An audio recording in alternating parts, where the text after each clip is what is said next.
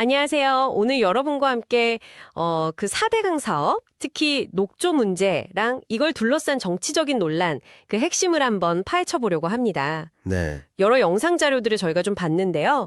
여기서 가장 중요한 정보들만 속속 뽑아왔으니까요. 이 복잡한 문제, 맥락을 좀 빨리 잡고 싶다 하시는 분들께는 아마 유익한 시간이 될 겁니다. 네.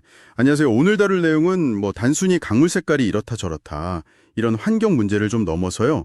그 정책 결정 과정에서의 어떤 투명성 문제라던가 또 과학적인 해석을 둘러싼 논란들, 그리고 이게 결국 우리 사회 또 건강에 미치는 영향까지 상당히 여러 겹으로 얽혀 있는 문제입니다. 맞아요. 그 보내주신 자료들 보면서 주목해야 할 지점들 중심으로 이야기 나눠보면 좋겠습니다. 네.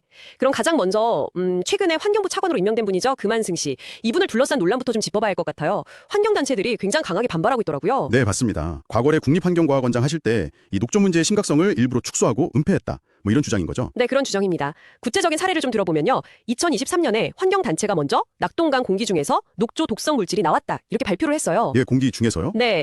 근데 그때 당시 과학원에서는 자체 조사 결과로는 검출되지 않았다. 이렇게 반박을 했거든요. 근데 나중에 알고 보니까 실제로는 조사 자체를 안 했다는 의혹이 제기된 거죠. 잠깐만요. 조사를 안 해놓고 안 나왔다고 발표했다는 그런 의혹인가요? 그렇죠. 그런 의혹이 불거졌고요. 또 다른 사례로는 2022년에 대구 가정집 수돗물 필터에서 그 남세균 DNA가 발견됐던 일이 있었어요. 아, 네. 기억납니다. 그때도 이제 이게 인체에 무해한 그냥 녹조류다 이런 식으로 발표하면서 좀 논란을 축소하려 했다는 비판을 받았었죠. 근데 그 남세균 독소라는 게 보니까 브라질에서는 사망 사례까지 있었다면서요. 이걸 그냥 무해한 녹조류라고 하기에는 좀 문제가 심각해 보이는데요. 맞습니다. 그 남세균 독소, 특히 마이크로시스틴 같은 것들은 간과할 수 없는 위험성을 가지고 있거든요.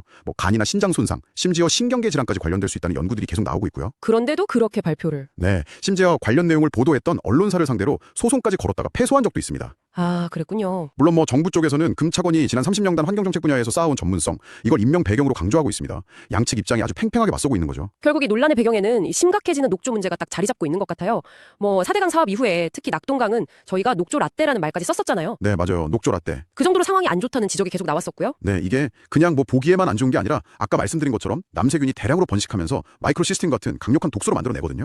독소요. 네, 이게 간, 신장 손상뿐만 아니라 생식기능 저하나 신경계 질환과도 연관될 수 있다는 연구 결과들이 계속 나오고 있어요. 그리고 더 충격적인 건 최근에 낙동강 유역 주민들 코 속에서 이 녹조 독소가 검출됐다는 연구 결과가 나왔습니다. 네. 코에서요. 사람 코에서 그 독소가 나왔다고요. 네, 그 말은 이 독소가 이제 물에만 있는 게 아니라 공기 중으로 퍼져서 우리가 숨 쉴 때 몸 안으로 들어올 수도 있다는 걸 시사하는 거죠. 와, 그건 정말 심각한데요. 미국 1호 같은 경우는 독소 농도가 한 200ppb 정도만 넘어도 바로 식수 공급 중단하고 그랬다는데 낙동강에서는 막 5000ppb 이상 검출된 적도 있다면서요. 네네, 비교가 안 될 정도의 수치죠. 와.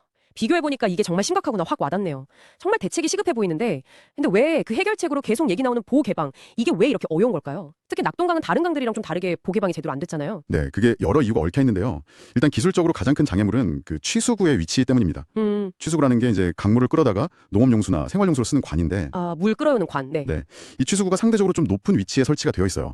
그래서 볼을 열어서 강물 수위가 확 낮아지면 이 취수구까지 물이 안 닿아서 물을 안정적으로 공급하기가 어려워지는 문제가 생기는 거죠. 아하. 그래서 일각에서는 이 구조 자체가 처음부터 보호 개방을 어렵게 만들려고 일부러 그렇게 설계한 거 아니냐 이런 비판도 제기하고 있습니다. 의도적인 설계였다는 비판까지. 근데 취수구를 그냥 좀 낮추는 공사를 하면 되는 거 아닌가요? 네, 기술적으로는 그게 가능합니다. 그리고 실제로 중앙정부에서 예산 지원 의사도 밝혔었고요. 근데 왜 안 됐을까요? 근데 이제 일부 지자체들, 특히 영남권 지자체에서 좀 정치적인 이유로 이 공사를 반대해왔다는 분석이 많습니다. 정치적인 이유요. 네, 그러니까 볼을 개방하고 또 그에 맞춰서 취수구를 개선하는 이 과정 자체가 결국에는 4대강 사업의 효과에 대한 논란, 즉 이걸 정치적인 쟁점으로 다시 끌어올릴 수 있다는 우려 때문에 반대한다는 거죠.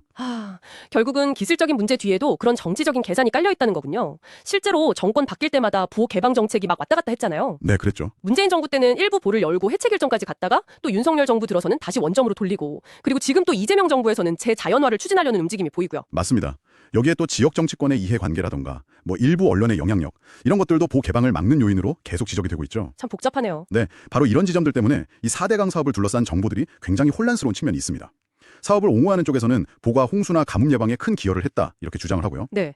반면에 비판하는 쪽에서는 오히려 강을 망가뜨리고 수질만 악화시켰다 이렇게 맞서고 있죠. 특히 그 홍수 예방 효과에 대해서는요. 강바닥을 그냥 깊게 파는 방식, 즉 준설 방식의 어떤 실효성 문제나 환경 파괴 문제를 지적하는 목소리가 상당히 높습니다. 듣고 보니까 준설하면 홍수 예방된다? 이 공식이 어느샌가 좀 당연하게 받아들여진 그런 느낌도 있네요. 이명박 정부 이후로 특히 그랬던 것 같고요. 네, 그런 분석이 있죠. 결국은 이게 과학적인 데이터냐 아니면 정치적인 해석이냐 심지어는 잘못된 정보까지 막 뒤섞여가지고 객관적인 판단을 하기가 참 어려운 상황인 것 같습니다. 맞습니다.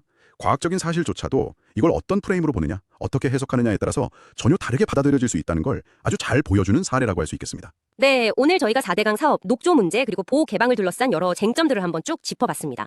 이 환경과 건강이라는 아주 현실적인 문제에다가 과학적인 논쟁, 또 정치적인 이해관계, 지역 여론까지 정말 복잡하게 얽혀있는 모습이네요. 그렇죠. 해결책으로 보호 개방하고 재자연화하자는 방향은 제시되는데 말씀하신 것처럼 취수구 문제라던가 또 정치적인 반대 같은 현실적인 장벽에 딱 부딪히고 있는 상황이고요. 네, 뭐 금강이나 영산강 같은 경우는 이미 보를 해치하거나 상시 개방하는 쪽으로 어느 정도 가닥이 잡혔지만 역시 논란의 핵심인 낙동강 그리고 한강은 이제 다시 계획을 세우는 단계에 있습니다. 이 과정에서 무엇보다 중요한 건 역시 투명한 정보 공개 그리고 객관적인 데이터에 기반한 사회적인 논의가 아닐까 싶습니다. 맞습니다. 마지막으로 이 질문을 여러분께 한번 던져보고 싶습니다. 이렇게 과학적 사실과 정치적 논리가 첨예하게 충돌하고 또 지역의 이해관계까지 복잡하게 얽혀있는 상황에서 우리 강의 건강한 미래를 위해서 우리 사회 전체는 과연 어떤 지혜를 모아야 할까요? 한번 깊이 생각해 보시면 좋겠습니다. 오늘 이야기는 여기서 마치겠습니다.